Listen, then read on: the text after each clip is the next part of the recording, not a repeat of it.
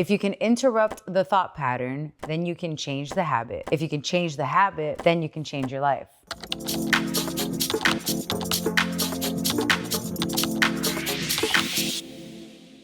Welcome to my channel. If you clicked on the video, you already know what we're gonna be talking about. But since this is my first YouTube video back, I think it's only fair that I introduce myself. Hi, my name is Mina. I've been a personal mentor in my business for the last 6 years. I've read every single personal help book that you can find. I've recently given my life to Jesus, and now I'm taking it on to be on this platform to be able to share my knowledge. I've said this a million times before. If you look back, I actually have a video of me saying that I was gonna start this 1 year ago. That video was supposed to hold me accountable.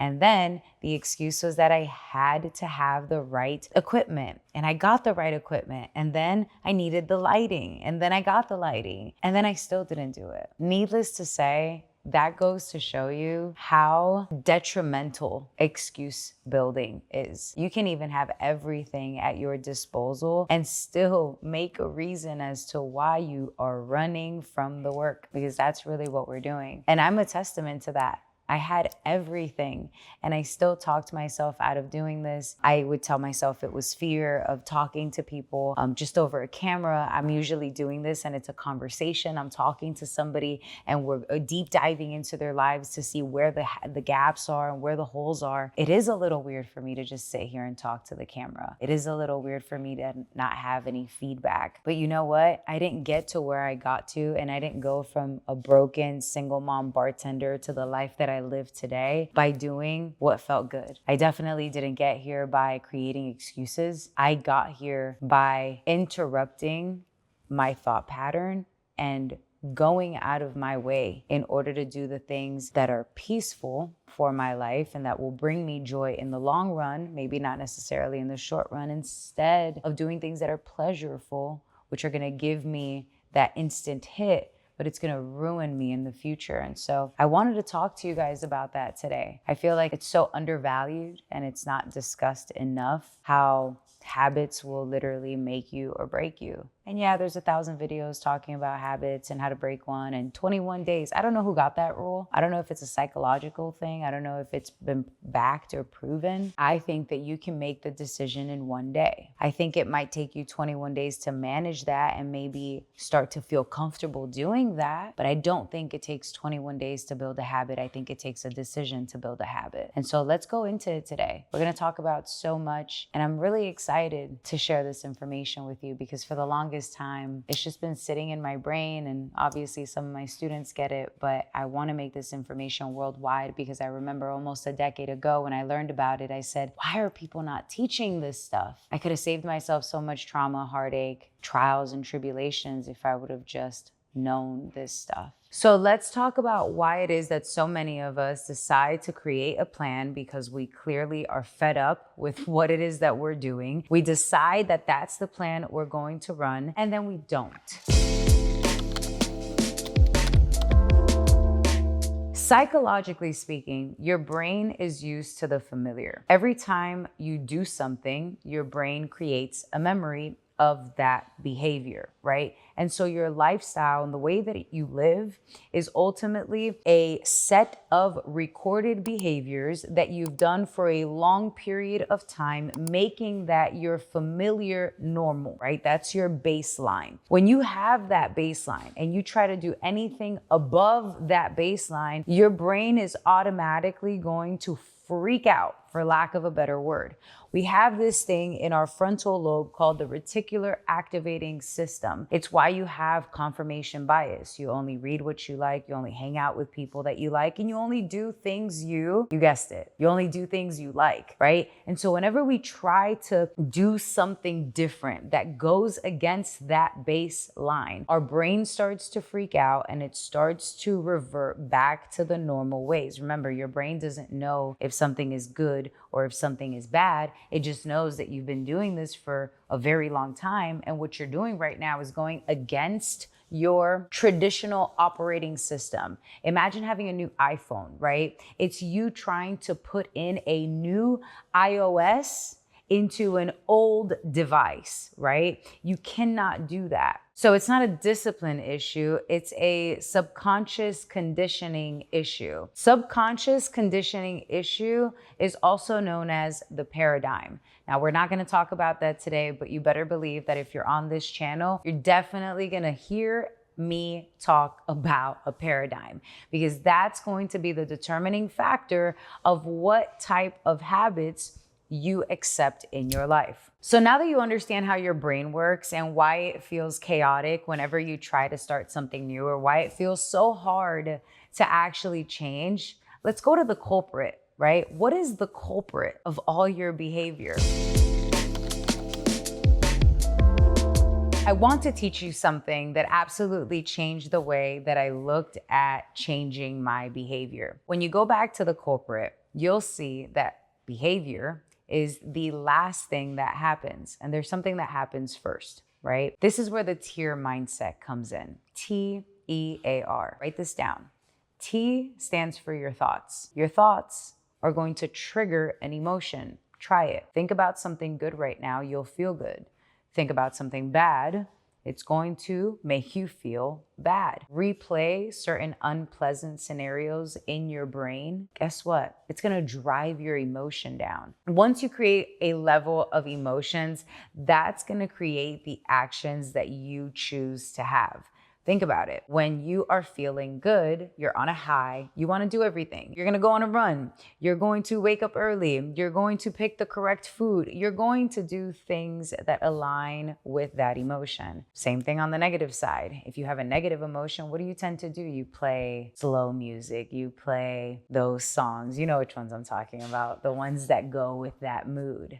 You're going to stay in bed a little bit longer. You're not going to pick a tank top. You're going to pick something cozy. You're going to snooze that alarm clock. Maybe you're going to refuse to pick up that phone call from that friend that might talk you out of this emotion because that's uncomfortable. And so your actions are always going to follow your emotions, right? And then last but not least, based on how you act, you're going to get results, which is what the R stands for, results. So results, for lack of a better word, is also behavior. If we're trying to change our behavior, then we cannot start at the end of the formula. We have to go back to what caused this behavior in the first place. And people think that all it takes is a thought, then a behavior. No, you're missing the most important part, is understanding that emotions drive your actions, okay? And if you're constantly waiting for your emotions to change in order to drive behavior without understanding that your thoughts are in control of your emotions, then you're never gonna get down to the root cause, and you're always going to be the person restarting and restarting and restarting. So now that we understand that the culprit is not your behavior and what needs to change is not your behavior, it's actually your thoughts, let's talk about pattern interruption, right? Specifically, thought pattern interruption. Well, Mina, what does that mean? That means that you become aware of a thought, like the thought of, I want to stay in bed, or I don't want to do this right now. Become aware of that thought before it becomes an emotion that leads to an action that you do not want. So I'll give you guys a little story. A few days ago, I have an almost 1-year-old. I love him to death, baby Dom. You guys will probably see him in the next few videos, but he is teething. And baby boy gets 2 teeth at the same time, not 1, but 2. And now his canines are coming in, right?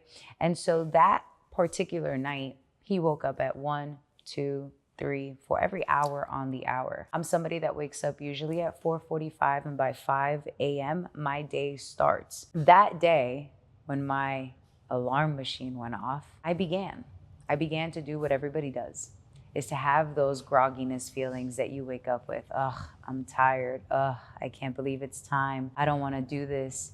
And then what do you start to do after you have those starts? You start to justify them. You're like, it's okay, it's just one day, you can do it. I had to immediately become aware of that thought before it led to a emotion and a behavior. And I had to interrupt that thought by saying, actually, what day of the week is it? It's Tuesday. Mina, at the beginning of the year, 2 weeks ago, you said Monday to Friday, you were waking up and going to the gym. This decision's already been made. Our job now as people is to manage that decision on a day-to-day basis.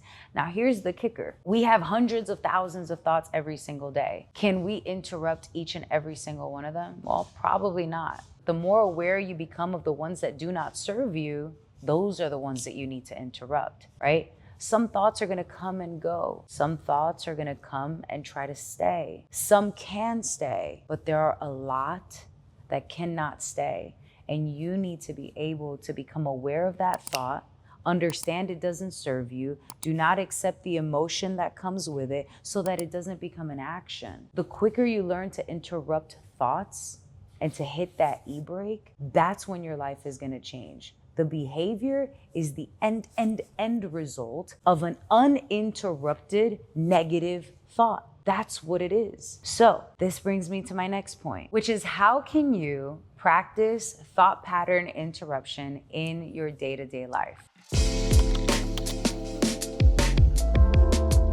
Well, it's easier than it sounds. One, start to notice your most repeated excuses. Is it I'm tired? Is it I can't? Is it I'll do it later? Start to take note of these thoughts. Start to push against them. Get used to asking yourself the question of, is this my feelings talking? Is this my past self talking? Or is this what my future would say? If I was making the money that I said I wanted to make, if I was living in the house that I wanted to live in, if I was driving that car that I wanted to drive, would I be saying these things? And that answer alone is gonna get you to shift your perspective, create a new thought pattern, therefore creating a new emotion, therefore creating better behaviors that actually align with the person that you're trying to become so that you can divorce the person you once were. This is not an umbilical cord. You can't just cut ties with your old self and everything just magically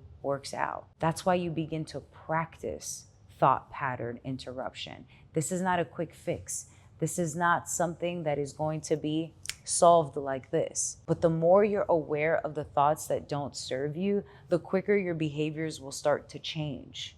I promise you that. Mina, this all sounds fine and dandy, but you still haven't told me how to build a routine that I can actually stick to. Well, if you made it this far into the video, ask and you shall receive, okay? Here we go. Pick one anchor habit. Make it a non-negotiable, whether that's waking up 30 minutes earlier, and attach that to an identity shift.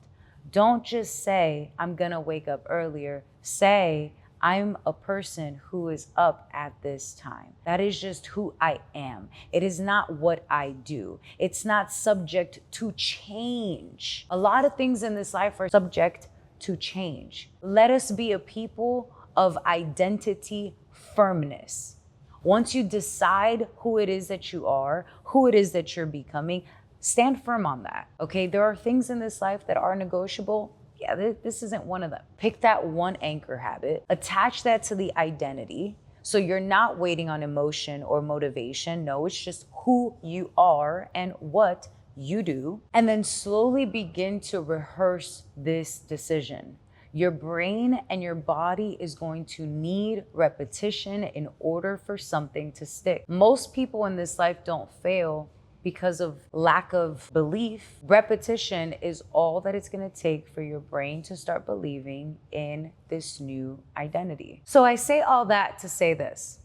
You don't need a new year. I'll even go as far as to say you probably don't need a vision board. You don't need a long to-do list, and you don't need a new notebook from Target. What you need is new patterns in your life in order for things to start to shift. And patterns change the moment you become aware enough to interrupt the old ones so that you can become new. Here's the thing, and I'll leave you with this. There's a quote that says, the people of the 21st century, the illiterates of the 21st century, are not gonna be the people who cannot read and cannot write. They're gonna be the people who are unable to learn, unlearn, and relearn. You see, that's the problem with most of us.